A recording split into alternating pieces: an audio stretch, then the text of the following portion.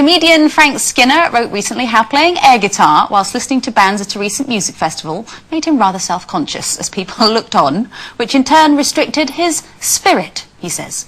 He went on to write that there's an adage I've long adhered to that states that true happiness has been achieved when one is able to dance like there's no one watching, to be content in one's own skin. Actually, that comes from a Mark Twain piece of writing, and it's dance like nobody's watching, love like you've never been hurt, sing like nobody's listening, live like it's heaven on earth. Oh. And be sober. Easy to say, yes. And do it sober. To say and so do you live like that? I dance it. I am quite a self-conscious person in certain situations, but when I'm dancing, I'm really not. I love dancing. It's one thing that I feel like I'm totally free.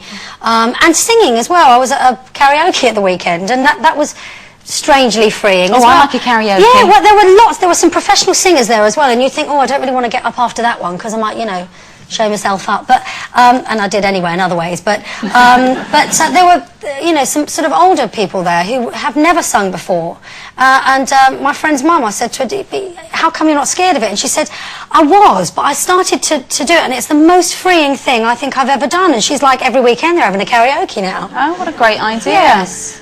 Is self-consciousness an affliction of being an actor particularly, do you think? Well, I think, yes, definitely.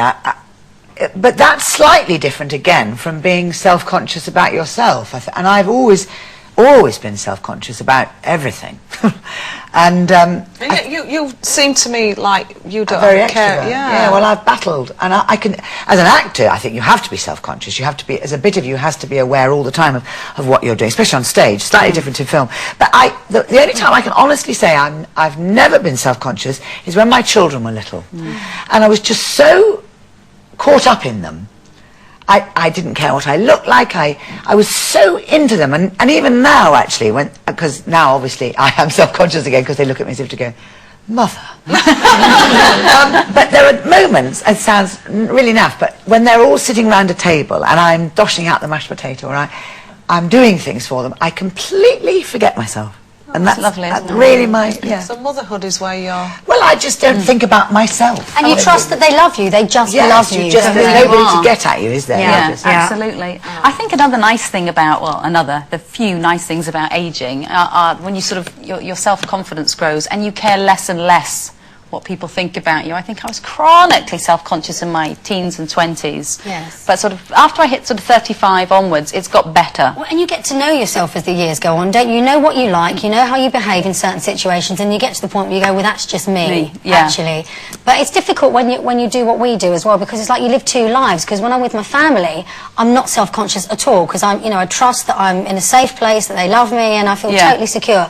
At work, it's difficult not to be self-conscious. And what I think sometimes as an actor you strive for is to be in a moment where you have no idea what's going on around you, and you lose that moment because you're not self-conscious. That's, just, does that make sense? Yeah, it does. Like you're saying, it is a bit, it's like two lives that we have, isn't it? We've got the public life and the private life. And that's why I'm fiercely protective of my private life, because that's the only time that I'm not self-conscious. When I'm sat with my mum or Ed, my other half, that's the only time I really sort of let go, if you like. Like when you're on holiday in Crete.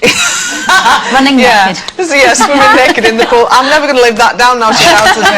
Yes, I did swim naked in the pool and it was wonderful. And I didn't care about me bingo wings and everything else. I thought, it don't matter, he's not going to get any better than me.